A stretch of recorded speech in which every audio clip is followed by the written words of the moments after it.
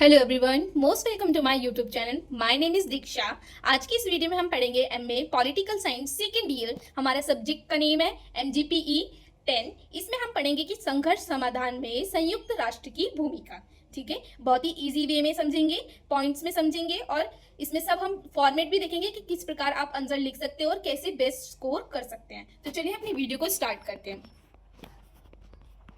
देखिए, क्वेश्चन जैसे भी आए, जैसे क्वेश्चन है ये, संघर्ष समाधान में अंतरराष्ट्रीय संघ या अंतरराष्ट्रीय संगठन की भूमिका का वर्णन कीजिए, या फिर कोई स्पेसिफिक मेंशन हो जैसे कि यूनाइटेड नेशन की भूमिका का वर्णन कीजिए। तो आप इस तरीके से पूरा फॉर्मेट में आपको बता देती हूँ, इस तरीके से आप आंसर लिख सकते हैं। सबसे पहले आप लिखना प्रस्तावना, ठीक है।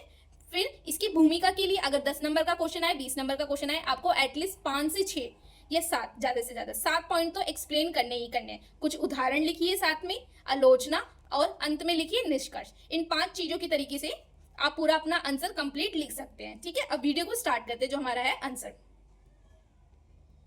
ठीक है, क्वेश्चन है संघर्ष समाधान में अंतरराष्ट्रीय संगठन की भूमिका का वर्णन कीजिए। MA political science MGP 10, conflict management and resolution. ठीक है, प्रस्तावना, संघर्ष समाधान में अंतरराष्ट्रीय संगठनों की भूमिका अत्यंत महत्वपूर्ण रही है। जब दो या दो से अधिक देशों, समुदायों, ठीक है, के बीच संघर्ष उत्पन्न होता है, तब यह संगठन क्या करते हैं? ये संगठन करते हैं मध्यस्थता, वार्ता, शांति स्थापना तथा साथ ही साथ मानवीय सहायता के माध्यम से संघर्षों को समाप्त करने और स्थायी शांति लाने का प्रयास करते हैं। ठीक है, इसमें विशेष रूप से हम किसका पढ़ेंगे? यूनाइटेड नेशन, संयुक्त राज्य की भूमिका का वर्णन करेंगे।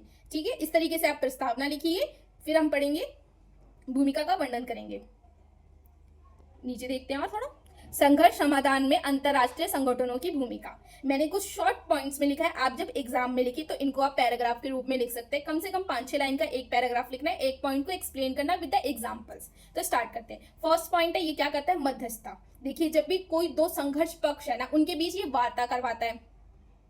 ठीक है, क्या कराने की बात कराता है? ये वार्ता कराता है, समझौते के लिए अनुकूल वातावरण बनाता है कि आप समझौता कर सके, दोनों पक्ष है उनके बीच समझौता हो सके, इसलिए इस तरीके का वातावरण बनाने का प्रयास करता है। और निष्पक्ष मध्यस्थता की भूमिका निभाता है, किसी की एक के पक्ष में नहीं होगा, वो हमेशा निष्पक्ष होगा, दोनों के ही पक्ष में कार्य करेगा। सेकेंड पॉइंट है हमारा शांति स्थापना। ये क्या करता है? शांति स्थापना के लिए कार्य करता है। क्या करता है? जैसे कि युद्ध विराम की निगरानी करना, कि युद्ध विराम हो रहा है कि नहीं हो रहा, उस पर निगरानी रखता है यूनाइटेड नेशन। साथ ही साथ शांति सेना तैनात करना। देखिए, जहां पे युद्ध विराम नहीं हो पा रहा है, वहां पे ये क्या करता है? अपनी शांति सेना भेजता है और वहां पे तैनात करता है, जिससे कि उस राष्ट्र में या उस समुदाय के लोगों के लिए शांति स्थापना करना आसान हो सके। और साथ ही साथ नागरिकों की सुरक्षा सुनिश्चित करने का भी प्रयास करता है। इस तरीके से आप सेकंड पॉइंट में लिख सकते हैं कि किस प्रकार ये शांति स्थापना करता है। थर्ड देखेंगे, संघर्षों का रोकथाम। देखिए, संघर्षों का रोकथाम ये किस प्रकार करता है? ये प्रारंभिक चुनौतियां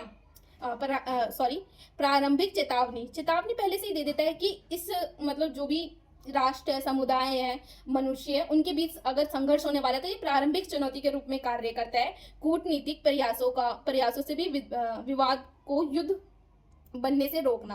कूटनीतिक प्रयास होते हैं, जैसे कि किसी से संबंध बनाना, मित्र बनाना, उसको शत्रु बनाना, इस प्रकार से वो अपने युद्ध को भी बनने से रोकता है। संवाद और विश्वास के निर्माण को बढ़ावा देना। तो इस तरीके से आप थर्ड पॉइंट लिखिएगा। फोर्थ पॉइंट है मानवीय सहायता। देखिए, मानवीय सहायता किस प्रकार करता है? जब कोई भी युद्ध होता है तो युद्ध से वहां के जो निवासी हैं, उन लोगों को बहुत सी समस्याओं का सामना करना पड़ता है। ऐसे में क्या होता है? जो शरणार्थी होते हैं, विस्थापित होते हैं, युद्ध पीड़ित होते हैं, उनको राहत पहुंचाना। ये क्या करता है? उनको राहत पहुंचाता है। और साथ ही साथ भोजन, दवाइयाँ और आवश्यक सुविधाएं उनको पहुंचाना, उपलब्ध करवाना। इस तरीके से आप फोर्थ पॉइंट में लिखिएगा कि मानवीय सहायता कैसे देता है, कि मानव को जो भी सुविधा चाहिए उस समय वो उसको पहुंचाना, भोजन, दवाइयाँ, आवश्यक सुविधाओं को उपलब्ध करवाना। फिफ्थ पॉइंट देखेंगे, शांति निर्माण। शांति निर्माण किस प्रकार से करता है? देखिए, शांति निर्माण में ये करता है कि, एक सेकंड वेट करना। हाँ, देखिए, शांति निर्माण में ये क्या करता है? युद्ध के बाद लोकतांत्रिक संस्थाओं को मजबूत करना। जब युद्ध हो जाता है, युद्ध के बाद विराम लग गया, ठीक है, उसके बाद क्या होता है? जो उस राष्ट्र की लोकतांत्रिक संस्था है उसको मजबूती प्रदान करना, वहां पर क्या करवाना? चुनाव करवाना, चुनावों के बाद वहां की कानून का शासन स्थापित करना, पुनर्निर्माण और सामाजिक मेल मिलाप को बढ़ावा देना। शांति निर्माण इसी को तो कहेंगे कि युद्ध हुआ है, युद्ध के बाद जो भी व्यवस्था है उथल पुथल हो जाती है, वहां पे राजनीतिक सामाजिक वहां पर सामंजस्य बिठाना। ठीक है, अंतर्राष्ट्रीय कानून का पालन करना। 6 पॉइंट में देखेंगे हम, अंतर्राष्ट्रीय नियमों संधियों का पालन सुनिश्चित करना, और इसी के साथ आक्रामक देशों पर प्रतिबंध लगाना व अन्य सामूहिक कदमों का अनुशासन करना। देखिए, कुछ ऐसे नियम और संधियां बनाई जाती है जिसको पूरे विश्व को फॉलो करना पड़ता है, तो ये इंपॉर्टेंट पॉइंट है। और इसी के साथ क्या होता है, कुछ ऐसे आक्रामक देश है, एग्जाम्पल के लिए आप कोई भी देश ले सकते हैं जो कि बहुत ज्यादा ऐसी संघर्ष उसमें चलता ही रहता है, आक्रामक हो, एग्जाम्पल आप लिख सकते हैं। ठीक है, प्रतिबंध लगाने का अन्य सामूहिक कदमों की अनुशासन करना। ठीक है, 7 में देखेंगे क्षेत्रीय संगठनों के साथ सहयोग। युद्ध के बाद क्षेत्रीय संगठनों के साथ मिलकर संघर्ष समाधान करना, स्थानीय परिस्थितियों के अनुसार संयुक्त प्रयास करना। देखिए, एक प्रयास होएगा जो संयुक्त रूप से प्रयास होएगा, ये कार्य होते हैं संयुक्त राष्ट्र के संघर्ष समाधान में। तो देखिए, आपने 7 पॉइंट्स पढ़े, मध्यस्थता, शांति स्थापना, संघर्ष की रोकथाम, मानवीय सहायता, शांति निर्माण, अंतर्राष्ट्रीय कानून का पालन करना, क्षेत्रीय संगठनों के साथ सहयोग बिठाना। इस प्रकार से आप पूरा ये आंसर लिखिएगा। और साथ में कुछ उदाहरण देख लेते हैं, क्या क्या उदाहरण है। जैसे यूनाइटेड नेशन क्या करता है, शांति के मिशन चलाता है। ठीक है, अफ्रीकन यूनियन द्वारा अफ्रीका में शांति प्रयास किया गया। Association of south east Asian nation द्वारा क्षेत्रीय विवादों में संवाद को बढ़ावा दिया गया। इसकी आलोचनाएं देख लेंगे, कोई भी आप आंसर लिखो उसमें जरूर कोशिश कीजिए 2-3 पॉइंट आप आलोचना के भी ऐड करें। आलोचना देखेंगे, बड़े देशों का राजनीतिक प्रभाव अधिक रहता है। देखिए, जो बड़े देश होते हैं जैसे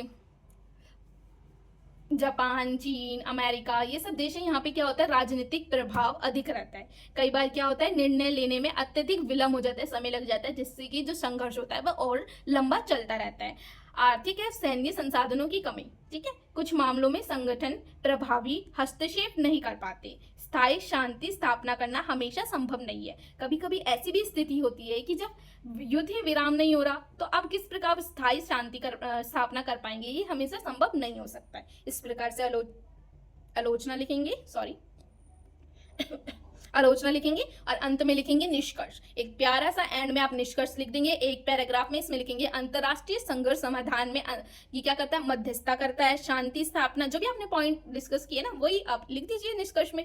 ठीक है, शांति निर्माण करना, मानवीय सहायता तथा अंतरराष्ट्रीय सहयोग के माध्यम से महत्वपूर्ण योगदान देते हैं। यद्यपि इनके सामने राजनीतिक और संस्थागत चुनौतियां हैं, फिर भी वैश्विक शांति और सुरक्षा बनाए रखने में इनकी भूमिका अत्यंत महत्वपूर्ण रहती है। इस प्रकार से आप पूरा कंप्लीट आंसर लिख सकते हैं। एक बार ये आप दोबारा देख लीजिए किस प्रकार करा कवर हमने। क्वेश्चन था संघर्ष समाधान में भूमिका बतानी थी, भूमिका के हमने 7 पॉइंट्स बताए, साथ में बताए हमने कुछ उदाहरण, आलोचना और निष्कर्ष। इस तरीके से आप अपना पूरा कंप्लीट आंसर लिखिएगा एग्जाम में। Best of luck for your exams. और अगर आप मेरे चैनल पे नए हैं तो please do like, share and subscribe to my channel and thank you so much for watching my video. और इससे भी पहले मैंने और भी वीडियो अपलोड कर रखी है एमए पॉलिटिकल साइंस से related, first year and second year, तो आप वो भी देख सकते हैं। Thank you so much.